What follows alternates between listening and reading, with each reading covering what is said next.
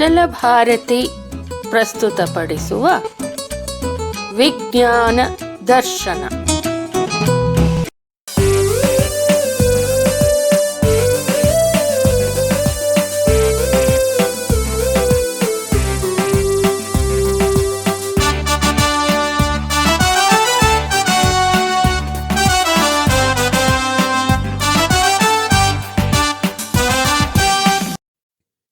ಭಾರತದ ಸಸ್ಯ ಮತ್ತು ಪ್ರಾಣಿಗಳ ವೈವಿಧ್ಯತೆ.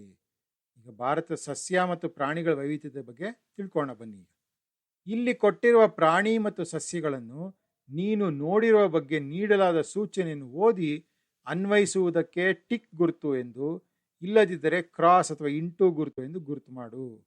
ಇಲ್ಲಿ ಕೆಲವು ಸನ್ನಿವೇಶ ಕೊಟ್ಟಿದೆ, ಪ್ರಾಣಿ ಸಸ್ಯ ಚಿತ್ರಗಳು ಕೊಟ್ಟಿದೆ. ಅದೇ ನೀವು ನೋಡಿದರೆ ಕೆಳಗಡೆ ಏನು ಆಯ್ಕೆಗಳಿದೆ ಅದರಲ್ಲಿ ಯಾವ್ದು ಸೂಕ್ತವಾದ ಆಯ್ಕೆ ಮುಂದೆ ನೀವು ಟಿಕ್ ಗುರುತನ್ನು ಹಾಕಬೇಕು. ಮಾಡೋಣ ಅನ್ನೋದನ್ನೇ.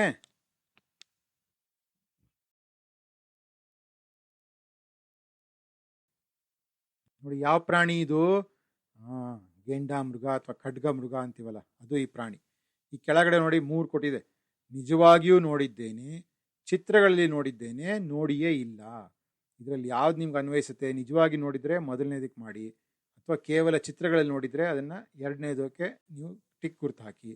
ಎರಡೂ ನೋಡಿಲ್ಲ, ಎಲ್ಲೂ ಕೂಡ ಇದನ್ನು ನೋಡಿಲ್ಲ ನಾನು ಅಂತಂದರೆ ಅವಾಗ ಮೂರನೇದಕ್ಕೆ ಟಿಕ್ ಗುರ್ತು ಹಾಕಿ. ಆಯ್ತಾ? ಈ ಮುಂದಿನ ಪ್ರಶ್ನೆ ನೋಡೋಣವಾ?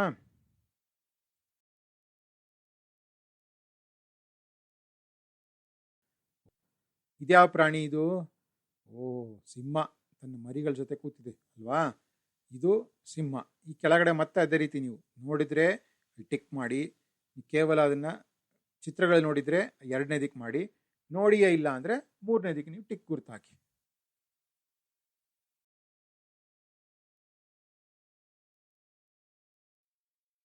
ಇದ್ಯಾವ ಪ್ರಾಣಿಪ ಮಕ್ಕಳೇ ಇದು? ಕರಡಿ ಅಲ್ವಾ ಇದು? ಇದಕ್ಕೂ ಮತ್ತೆ ನೀವು ಯಾವುದಕ್ಕೆ ಸೂಕ್ತವಾದ ಟಿಕ್ ಗುರ್ತು ಹಾಕಿ. ಇದರಲ್ಲಿ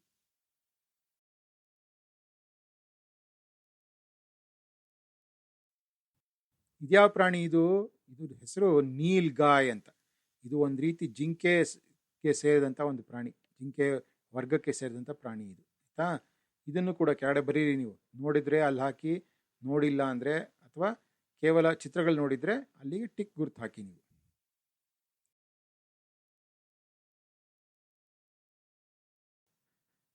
ಈಗ ಸಸ್ಯಗಳು ಬರೋಣಂತೆ. ಯಾವುದಿದು ಸಸ್ಯ? ಚಿತ್ರ ಯಾವುದಿದು? ಕಾಫಿ ಸಸ್ಯ ಅಲ್ವಾ ಇದು? ಕಾಫಿ ನೋಡಿ, ಬೀಜಗಳೆಲ್ಲ ಕೆಂಪು ಕೆಂಪು ಬೀಜಗಳು ಬಿಟ್ಟಿದೆ ಅದರಲ್ಲಿ ಅಲ್ವಾ? ಇದು ಕಾಫಿ ಗಿಡದ ಒಂದು ಚಿತ್ರ ಇದು. ಈಗ ಮತ್ತೆ ನೀವು ನಿಜವಾಗಿಯೂ ನೋಡಿದ್ದೇನೆ ಅಥವಾ ಚಿತ್ರಗಳು ನೋಡಿದ್ದೇನೆ ಅಥವಾ ನೋಡಿಯೇ ಇಲ್ಲ, ಯಾವ್ದು ನಿಮಗೆ ಸರಿ ಹೊಂದುತ್ತೋ ಅದಕ್ಕೆ ಟಿಕ್ ಗುರುತನ್ನು ಹಾಕಿ.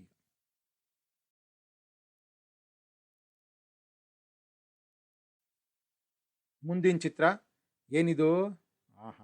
ಹಲಸಿನಣ್ಣು ಅಲ್ವಾ? ಎಷ್ಟೊಂದು ಹಲಸಿನ ಬಿಟ್ಟಿದೆಯಪ್ಪ ಮರದ ಮೇಲೆ. ಇದಕ್ಕೂ ನೀವು ನೋಡಿದ್ರೆ ಚಿತ್ರ ಹಾಕಿ, ಯಾವುದಕ್ಕೆ ನೋಡಿದರೆ ಅಥವಾ ಇದನ್ನು ಕಣ್ಣಾರೆ ನೋಡಿದರೆ ಅಥವಾ ನಿಜವಾಗಿ ನೋಡಿದ್ದೇನೆ, ಕೇವಲ ಚಿತ್ರಗಳು ನೋಡಿದ್ದೇನೆ ಅಥವಾ ನೋಡಿಯೇ ಇಲ್ಲ, ಯಾವ್ದು ನಿಮಗೆ ಸರಿ ಹೊಂದುತ್ತೋ ಅದಕ್ಕೆ ಗುರುತು ಮಾಡಿ.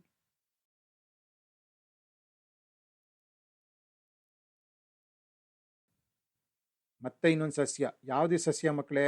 ನೋಡಿ, ಗಮನಿಸಿ ಇದನ್ನು ಹೆಚ್ಚಿದಾಗಿ. ಇದು ಗೇರು ಮರ ಅಲ್ವಾ? ಅಂದರೆ ಗೋಡಂಬಿ ಸಸ್ಯ ಇದು ಅಲ್ವಾ? ಅಲ್ಲಿ ಗೋಡಂಬಿ ಹಣ್ಣು ಕೂಡ ಬಿಟ್ಟಿದೆ, ಒಂದೆರಡು ಸಣ್ಣ ಸಣ್ಣ ಕಾಣಿಸ್ತಾ ಇದೆ ಅಲ್ಲಿ ಮೇಲ್ಗಡೆ ಗೋಡಂಬಿ ಹಣ್ಣುಗಳು. ಇದು ಗೋಡಂಬಿ ಗಿಡದ ಚಿತ್ರ ಇದು. ಮತ್ತೆ ನೀವು ನೋಡಿದರೆ ಅದಕ್ಕೆ ಟಿಕ್ ಗುರುತು, ಅದು ಇಲ್ಲ ಅಂದರೆ ಇಲ್ಲ ಅಂತ ಟಿಕ್ ಗುರುತು ಮಾಡಿ ಅದಕ್ಕೆ.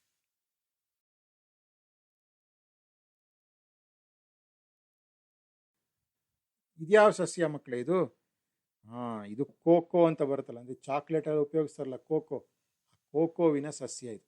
ಹಳದಿ ಬಣ್ಣದ ಬೀಜಗಳು, ಅದೇ ಕೋಕೋ, ಅದರೊಳಗಡೆನೆ ಕೋಕೋ ಸಿಗೋದು ನಮಗೆ. ಗೊತ್ತಾಯ್ತಾ?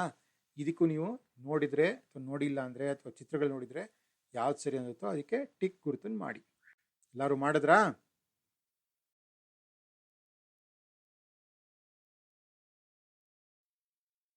ಭಾರತದ ಪ್ರಾಕೃತಿಕ ಲಕ್ಷಣಗಳಲ್ಲಿ ವಿವಿಧತೆ ಇರುವಂತೆ ಸಸ್ಯ ಮತ್ತು ಪ್ರಾಣಿಗಳಲ್ಲೂ ವೈವಿಧ್ಯತೆ ಇದೆ. ಪ್ರಾಕೃತಿಕ ಲಕ್ಷಣಗಳಲ್ಲಿ ಭಾರತದ ವೈವಿಧ್ಯತೆ ಇದೆ. ನೋಡಿದ್ವಲ್ಲ ಆಗಿ ನಾವು, ಹಿಮಾಲಯ ಪರ್ವತಗಳಿದೆ, ಮಧ್ಯದಲ್ಲಿ ಪ್ರಸ್ಥಭೂಮಿ ಇದೆ, ಹುಲ್ಲುಗಾವಲುಗಳಿದೆ, ಈ ಕಡೆ ಕರಾವಳಿ ಪ್ರದೇಶ, ಈ ಥರ ವೈವಿಧ್ಯತೆ ಇದೆ ಅಲ್ವಾ ಭಾರತದ ಪ್ರಾಕೃತಿಕ ಲಕ್ಷಣಗಳಲ್ಲಿ.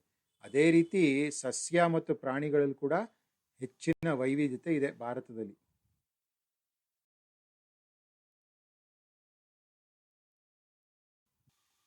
ಭಾರತವು ತನ್ನದೇ ಆದ ಸಸ್ಯ ಹಾಗೂ ಪ್ರಾಣಿ ಸಂಪನ್ಮೂಲವನ್ನು ಹೊಂದಿದೆ.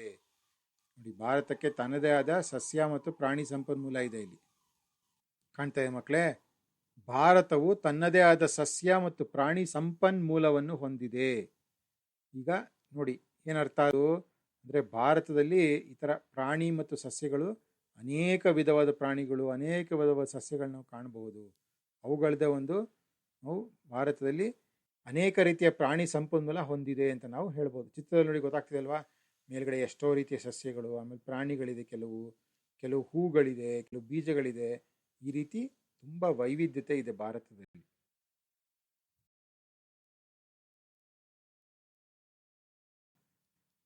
ದಟ್ಟವಾದ ಅರಣ್ಯಗಳು, ಚಿತ್ರ ನೋಡಿ ಮಕ್ಕಳು, ದಟ್ಟವಾದ ಅರಣ್ಯ,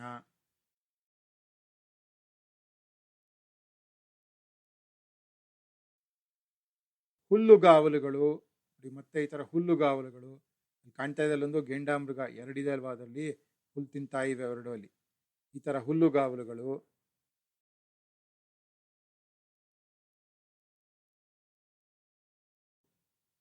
ಮುಳ್ಳು ಗಿಡಗಳು ಅಂದರೆ ಎಷ್ಟೋ ಕಡೆ ಮುಳ್ಳು ಗಿಡಗಳಿದೆ. ಹೆಚ್ಚಾಗಿ ಎಲ್ಲಿ ನಾವು ನೋಡಿದ್ದನ್ನ ರಾಜಸ್ಥಾನ್ ಥಾರ್ ಡೆಸರ್ಟ್ ಅಂತ ಓದಿದ್ವಲ್ಲ, ಅಲ್ಲಿ ಈ ರೀತಿಯ ಮುಳ್ಳು ಗಿಡಗಳು ಹೆಚ್ಚಾಗಿ ಕಾಣಬರುತ್ತೆ.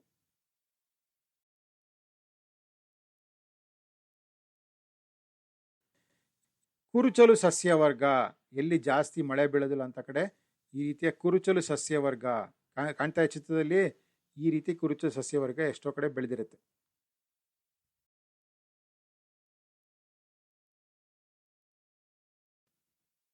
ಸದಾ ಹಸಿರಾಗಿರುವ ಕಾಡುಗಳು, ಇದಕ್ಕೆ ಎವರ್ ಗ್ರೀನ್ ಫಾರೆಸ್ಟ್ ಅಂತೀವಿ ಇಂಗ್ಲಿಷ್. ಅದಕ್ಕೆ ಅಂದರೆ ಸದಾ ಹಸಿರಾಗಿರುತ್ತೆ. ಇಲ್ಲಿ ಕಾಡುಗಳು ಯಾವಾಗಲೂ ಹಸಿರನ್ನು ಹೊಂದಿರುತ್ತೆ.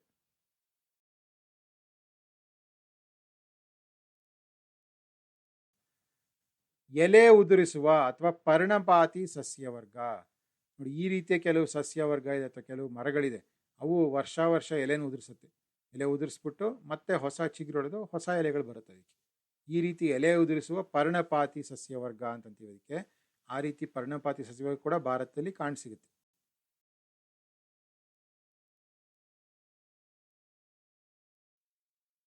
ಮ್ಯಾಂಗ್ರೋವ್ ಸಸ್ಯವರ್ಗಗಳು ಇವೆ. ನೋಡಿ ಮಕ್ಕಳ, ಇದಕ್ಕೆ ಚಿತ್ರ ಕಾಣ್ತಾ ಇದೆಯಾ? ನದಿ ಅಥವಾ ಕೊಳದ ಬದಿಯಲ್ಲಿ ಒಂದು ದಟ್ಟವಾದ ಮರಗಳ ಗುಂಪು, ಅದನ್ನೇ ನಾವು ಮ್ಯಾಂಗ್ರೋವ್ ಅಂತಂತೀವಿ. ಕಾಣ್ತಾ ಇದೆ ಚಿತ್ರದಲ್ಲಿ ನಿಮಗೆ? ಆ ರೀತಿ ಇಲ್ಲೂ ಕೂಡ ಎಷ್ಟೋ ಪ್ರಾಣಿಗಳು, ಚಿಕ್ಕ ಚಿಕ್ಕ ಪಕ್ಷಿಗಳೆಲ್ಲ ಬಂದು ಈ ಮರಗಳಲ್ಲಿ ನೆಲೆಸಿರುತ್ತೆ.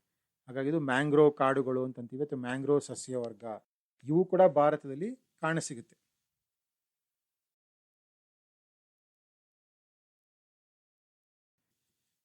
ಎಲೆ ಉದುರಿಸುವ ಸಸ್ಯವರ್ಗವನ್ನು ಭಾರತದಲ್ಲಿ ಹೆಚ್ಚು ಕಾಣುತ್ತೇವೆ.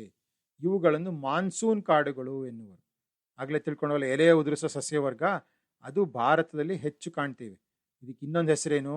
ಮಾನ್ಸೂನ್ ಕಾಡುಗಳು. ಈ ರೀತಿಯ ಕಾಡುಗಳಿಗೆ ಮಾನ್ಸೂನ್ ಕಾಡು ಅಂತ ಕೂಡ ಹೆಸರು.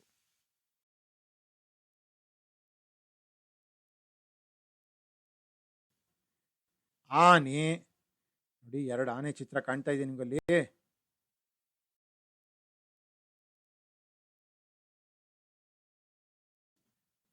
ಹುಲಿ, ಅಪ್ಪ ಏನ್ ಭಯಂಕರವಾಗಿದೆ ಅಲ್ವಾ ಹುಲಿ ಅದು.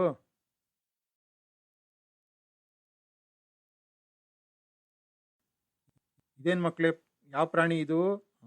ಸಿಂಹ ಅಲ್ವಾ? ಒಂದು ಸಿಂಹದ ಕುಟುಂಬ ಇಲ್ಲಿ ತೋರಿಸಿದೆ ಅಲ್ವಾ? ಸಿಂಹ.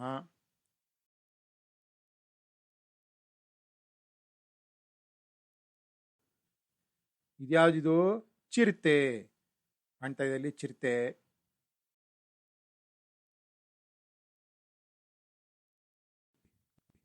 ನೋಡಿ, ಇದು ಕಾಡು ಕೋಣ ಅಂತಂತೀವಿ ಅಲ್ವಾ? ಎಮ್ಮೆ ತರ ಕಾಣ್ತಾ ಇದು ಕಾಡು ಕೋಣ.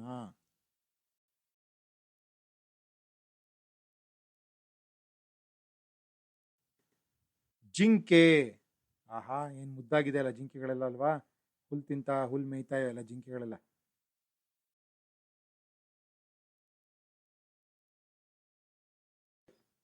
ನವಿಲು, ಓಹೋ, ಗರಿ ಎಲ್ಲ ತೆಕ್ಕೊಂಡು ನವಿಲು ನೃತ್ಯ ಮಾಡ್ತಾ ಇದೆ ಅಲ್ವಾ ಈ ನವಿಲು.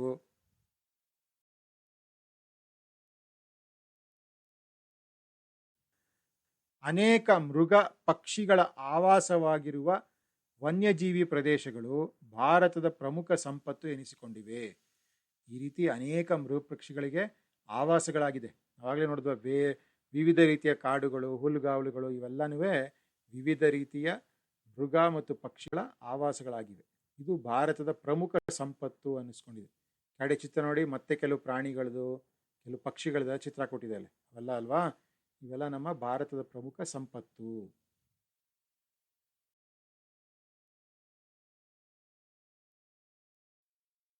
ನೆನಪಿಡು, ಕರ್ನಾಟಕದ ಮಲೆನಾಡು ಅಥವಾ ಸಹ್ಯಾದ್ರಿ ಘಟ್ಟಗಳ ಅರಣ್ಯ ಪ್ರದೇಶ, ನಾಗರಹೊಳೆ, ಭದ್ರಾ ಮತ್ತು ಬಂಡೀಪುರ ರಾಷ್ಟ್ರೀಯ ಉದ್ಯಾನಗಳು ಇವೆಲ್ಲ ಸಂರಕ್ಷಿತ ಉದ್ಯಾನಗಳು ನಾಡಿನ ಪ್ರಮುಖ ನೈಸರ್ಗಿಕ ಸಂಪನ್ಮೂಲಗಳಾಗಿವೆ.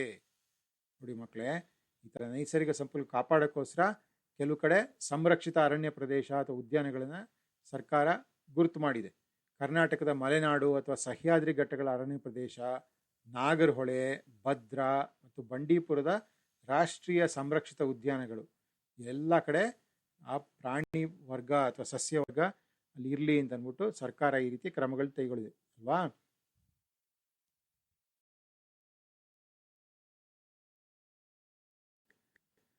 ತಿಳಿದು ಬರೆ, ಈ ಕೆಲವು ಪ್ರಶ್ನೆಗಳು ಕೊಟ್ಟಿದೆ, ಅದಕ್ಕೆ ಉತ್ತರ ಬರೆಯಕ್ಕೆ ಪ್ರಯತ್ನ ಮಾಡಂತೆ. 1, ಭಾರತದ ಯಾವುದಾದರೂ 3 ಸಂರಕ್ಷಿಸಲ್ಪಟ್ಟ ಅರಣ್ಯ ಪ್ರದೇಶಗಳನ್ನು ಹೆಸರಿಸು. ಈ ರೀತಿಯ ಭಾರತದ 3 ಸಂರಕ್ಷಿತ ಅರಣ್ಯ ಪ್ರದೇಶಗಳು ಯಾವುದು, ಪಟ್ಟಿ ಮಾಡೋಣಂತೆ. ಬನ್ನಿ ನೋಡಂತೆ. ಭಾರತದ 3 ಸಂರಕ್ಷಿಸಲ್ಪಟ್ಟ ಅರಣ್ಯ ಪ್ರದೇಶಗಳು ಯಾವುದು? 1ನೇದು ಜಿಮ್ ಕಾರ್ಬೆಟ್ ರಾಷ್ಟ್ರೀಯ ಉದ್ಯಾನವನ. ಗೊತ್ತಾಯ್ತಾ ಮಕ್ಕಳೇ, ಇದು ಉತ್ತರ ಪ್ರದೇಶ ರಾಜ್ಯದಲ್ಲಿ ಬರುತ್ತೆ, ಜಿಮ್ ಕಾರ್ಬೆಟ್ ರಾಷ್ಟ್ರೀಯ ಉದ್ಯಾನವನ. 2, ಕಾಜಿರಂಗ ರಾಷ್ಟ್ರೀಯ ಉದ್ಯಾನವನ, ಇದು ಅಸ್ಸಾಂ ರಾಜ್ಯದಲ್ಲಿ ಬರುತ್ತೆ ಅಲ್ವಾ. ಇಲ್ಲಿ ಕಂಡುಬರೋ ಪ್ರಾಣಿ ಯಾವುದು? ಹೆಚ್ಚಾಗಿ ಕಂಡುಬರೋದು ಒಂದು ಕೊಂಬಿನ ಗೆಂಡಾಮೃಗ, ಕಾಜಿರಂಗ ರಾಷ್ಟ್ರೀಯ ಉದ್ಯಾನವನದಲ್ಲಿ.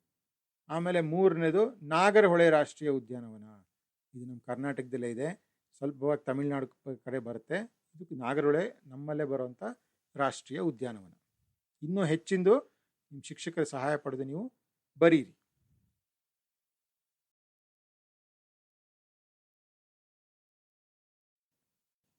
2, ಇಂದು ಕಣ್ಮರೆಯಾಗುತ್ತಿರುವ ಪ್ರಾಣಿಗಳ ಬಗ್ಗೆ ಗೆಳೆತಿಯರೊಂದಿಗೆ ಚರ್ಚಿಸು. ಅಂತಹ 3 ಪ್ರಾಣಿಗಳನ್ನು ಹೆಸರಿಸು. ಎಷ್ಟೋ ಪ್ರಾಣಿಗಳು ಸಂರಕ್ಷಿತವಾಗಿದೆ, ಕೆಲವುಗಳ ಸಂಖ್ಯೆ ತುಂಬ ಕ್ಷೀಣಿಸ್ತಾ ಇದೆ ಅಥವಾ ಕಡಿಮೆ ಆಗ್ಬಿಟ್ಟಿದೆ, ಕೆಲವೆಲ್ಲ ಅವನತಿಯ ಅಂಚಿಗೆ ಬಂದಿದೆ. ಈ ರೀತಿಯ 3 ಕಣ್ಮರೆಯಾಗುತ್ತಿರುವ ಪ್ರಾಣಿಗಳ ಹೆಸರು ನೀವು ಇಲ್ಲಿ ನಿಮ್ಮ ಗೆಳೆತಿಯರೊಂದಿಗೆ ಚರ್ಚಿಸಿ ಬರೀರಿ. ನೋಡ್ವಾ, ಇಂದು ಸಂತತಿ ಕಡಿಮೆಯಾಗುತ್ತಿರುವ ಅಥವಾ ಕಣ್ಮರೆಯಾಗುತ್ತಿರುವ 3 ಪ್ರಾಣಿಗಳ್ಯಾವುದು? ಮೊದಲನೇದು ಒಂದು ಕೊಂಬಿನ ಗೆಂಡಾಮೃಗ ಅಥವಾ ಖಡ್ಗಮೃಗ. 2ನೇದು ಕೃಷ್ಣ ಮೃಗ, ಇದು ಒಂದು ರೀತಿಯ ಜಿಂಕೆ ಇದು. ಆಮೇಲೆ 3ನೇದು ಬೆಂಗಾಲ್ ಹುಲಿ. ನೋಡಿ, ಹುಲಿಗಳಲ್ಲೇ ತುಂಬ ವ್ಯತ್ಯಾಸಗಳಿವೆ. ನಮ್ಮ ಭಾರತದಲ್ಲಿ ಹೆಚ್ಚಾಗಿ ಕಾಣಸಿಗುವುದು ಈ ರೀತಿಯ ಬೆಂಗಾಲ್ ಹುಲಿ ಅಂತಂತೀವಿ, ಈ ಹುಲಿ ಹೆಸರು. ಆಯ್ತಾ, ಇವೆಲ್ಲ ಪ್ರಾಣಿಗಳು ಅವುಗಳ ಸಂತತಿ ಕಮ್ಮಿಯಾಗಿ ಅವನತಿ ಹಂಚಿಗೆ ಬರ್ತಾ ಇದೆ. ಕಣ್ಮರೆ ಆಗಿ ಇನ್ನು ಸ್ವಲ್ಪ ವರ್ಷಗಳು ಕಣ್ಮರೆ ಆಗಿಬಿಡ್ತಾವೆಲ್ಲ. ನಾವು ಅದನ್ನು ಸಂರಕ್ಷಿಸಬೇಕು, ಕಾಪಾಡಬೇಕು.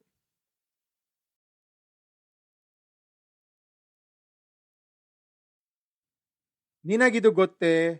ಜೀವ ವೈವಿಧ್ಯವನ್ನು ಸಂರಕ್ಷಿಸಲು ಅವುಗಳ ಗಣತಿ ಕಾರ್ಯ ಮಾಡಲಾಗುತ್ತಿದೆ. ಇತ್ತೀಚಿನ ದಿನಗಳಲ್ಲಿ ಈ ರೀತಿಯ ಪ್ರಾಣಿಗಳನ್ನು ನಾವು ಆ ಸಂಖ್ಯೆ ಎಷ್ಟಿದೆ ಅಂತ ನಿಖರವಾಗಿ ಹೇಳೋದಕ್ಕೋಸ್ಕರ ಅವುಗಳಿಗೂ ಕೂಡ ಗಣತಿ ಕಾರ್ಯ ಅಂತ ಮಾಡ್ತಾ ಇದ್ದಾರೆ. ಈಗ ಚಿತ್ರ ಕಾಣ್ತಾ ಇದೆಯಾ? ಆ ರೀತಿ ಆನೆ ಮೇಲೆ ಕೂತ್ಕೊಂಡು ಬೇರೆ ಬೇರೆ ಪ್ರದೇಶಗಳಿಗೆ ಹೋಗಿ ಯಾವುದೋ ಒಂದು ಪ್ರಾಣಿ ಎಷ್ಟಿರ್ಬೋದು ಆ ಪ್ರದೇಶದಲ್ಲಿ, ಅವುಗಳು ಯಾವ್ಯಾವುದು ಅಂತ ತಿಳ್ಕೊಂಡು ಈ ಥರ ಒಂದು ಗಣತಿ ಕಾರ್ಯ ಮಾಡ್ತಾ ಇದ್ದಾರೆ ಹಾಗಾಗಿ.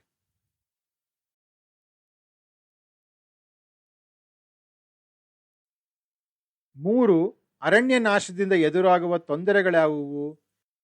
ಗೆಳೆತಿಯರೊಂದಿಗೆ ಚರ್ಚಿಸಿ ಬರೆ. ಅರಣ್ಯ ನಾಶದಿಂದ ಏನು ತೊಂದರೆಗಳಾಗುತ್ತೆ ಇವೆಲ್ಲ ಗೊತ್ತಲ್ವ ಮಕ್ಕಳೇ ನಿಮಗೆ? ಇದು ನಿಮ್ಮ ಗೆಳೆತಿಯರೊಂದಿಗೆ ಚರ್ಚಿಸ್ಬಿಟ್ಟು ಇಲ್ಲಿ ಬರೀರಿ, 3-4 ವಾಕ್ಯ ಬರೀರಿ ಅದ್ರ ಬಗ್ಗೆ.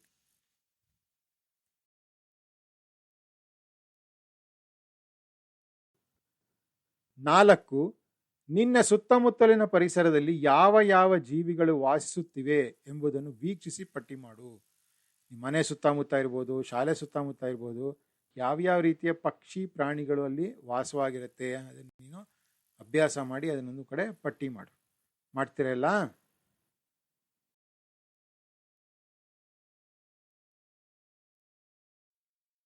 ಯೋಜನಾ ಕಾರ್ಯ. ಭಾರತದ ಪ್ರಾಕೃತಿಕ ವಿಶೇಷತೆ ತೋರಿಸುವ ಭೂ ಸ್ವರೂಪದ ಮಾದರಿ ಅಂದರೆ ಟೋಪೋಗ್ರಫಿಯನ್ನು ಶಿಕ್ಷಕರ ಮಾರ್ಗದರ್ಶನದಲ್ಲಿ ತಯಾರಿಸು. ನೀವೇನು ಮಾಡಿ, ಈ ಭಾರತದ ಪ್ರಾಕೃತಿಕ ವಿಶೇಷತೆ ತೋರಿಸುವಂಥ ಒಂದು ಭೂ ಸ್ವರೂಪದ ಮಾದರಿ ಅಂದರೆ ಎಲ್ಲಿ ಎತ್ತರ ಇದ್ದರೆ ನಿಮ್ಮ ಮಾದರಿಯಲ್ಲಿ ಎತ್ತರ ಇರಬೇಕು, ಕಡಿಮೆ ಎತ್ತರ ಇರೋ ಕಡೆ ಕಡಿಮೆ ಇರಬೇಕು, ಆ ಒಂದು ಪ್ರಮಾಣ ಸರಿಯಾಗಿರಬೇಕು. ಗೊತ್ತಾಯ್ತಾ? ಇದಕ್ಕೇನು ಅಗತ್ಯ ವಸ್ತುಗಳೇನು ಬೇಕಾಗುತ್ತೆ? ಕಾರ್ಡ್ಬೋರ್ಡು, ಜೇಡಿ ಮಣ್ಣು, ಹತ್ತಿ, ಅಂಟು ಅಂದರೆ ಗೋಂದು, ಮರಳು, ಕೆಂಪು ಮಣ್ಣು, ಕಲರು, ನೀರು ಇತ್ಯಾದಿ ಎಲ್ಲ ಬೇಕಾಗುತ್ತೆ. ಇದು ನಿಮ್ಮ ಶಿಕ್ಷಕರ ಸಹಾಯ ಪಡೆದು ಈ ಮಾದರಿನ ತಯಾರಿಸಿ ಎಲ್ಲರೂ.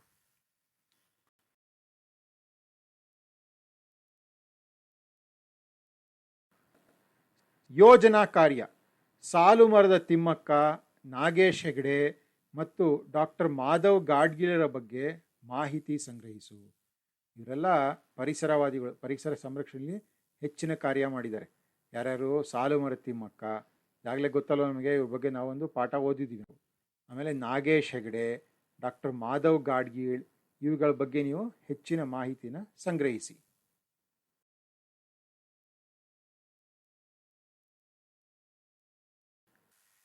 ಮಕ್ಕಳೇ, ಈ ಘಟಕದಲ್ಲಿ ಏನೆಲ್ಲ ಅರ್ಥ ಮಾಡಿಕೊಂಡೆ ಬಂದರೆ ನೆನಪು ಮಾಡ್ಕೊ. ಈ ಘಟಕದಲ್ಲಿ ಏನೇನು ಅರ್ಥ ಮಾಡಿಕೊಂಡೆ ಒಂದ್ಸಿ ನೆನಪು ಮಾಡ್ಕೊಳ್ಳಿ. ಭಾರತದ ಪ್ರಕೃತಿ ಎಷ್ಟೊಂದು ಸುಂದರವಾಗಿದೆ ಅಲ್ವಾ? ನಮ್ಮ ದೇಶ ಭಾರತದ ಪ್ರಕೃತಿ ತುಂಬ ಸುಂದರವಾಗಿದೆ. ಒಂದು ಮತ್ತೊಂದಕ್ಕಿಂತ ವಿಶೇಷವಾಗಿದೆ, ಒಂದಕ್ಕಿಂತ ಮತ್ತೊಂದು ವಿಶೇಷವಾಗಿದೆ. ಈ ಬಗ್ಗೆ ಮೆಚ್ಚುಗೆ ಇರಬೇಕು, ಅಂದರೆ ಇದ್ರ ಬಗ್ಗೆ ನಮಗೆ ಹೆಮ್ಮೆ ಇರಬೇಕು, ಮೆಚ್ಚುಗೆ ಇರಬೇಕು. ಇಂತಹ ಸಂಪತ್ತನ್ನು ನಾವು ರಕ್ಷಿಸಬೇಕಿದೆ ಮತ್ತು ಮನುಷ್ಯನ ಹಾನಿಕಾರಕ ಚಟುವಟಿಕೆಗಳನ್ನು ನಿಯಂತ್ರಿಸಬೇಕಿದೆ. ಈ ರೀತಿಯ ನಾವು ಸಂಪತ್ತನ್ನು ರಕ್ಷಿಸಬೇಕು ಮತ್ತು ಮನುಷ್ಯ ಮಾಡ್ತಿರೋ ಹಾನಿಕಾರಕ ಚಟುವಟಿಕೆಗಳನ್ನೆಲ್ಲ ನಿಲ್ಲಿಸಬೇಕು, ಅದಕ್ಕೆಲ್ಲ ಕಡಿವಾಣ ಹಾಕಬೇಕು. ಆಗಷ್ಟೇ ನಮ್ಮ ಪ್ರಾಕೃತಿಕ ಸೌಂದರ್ಯ ಉಳಿಯತ್ತೆ ಅಲ್ವಾ ಮಕ್ಕಳೇ?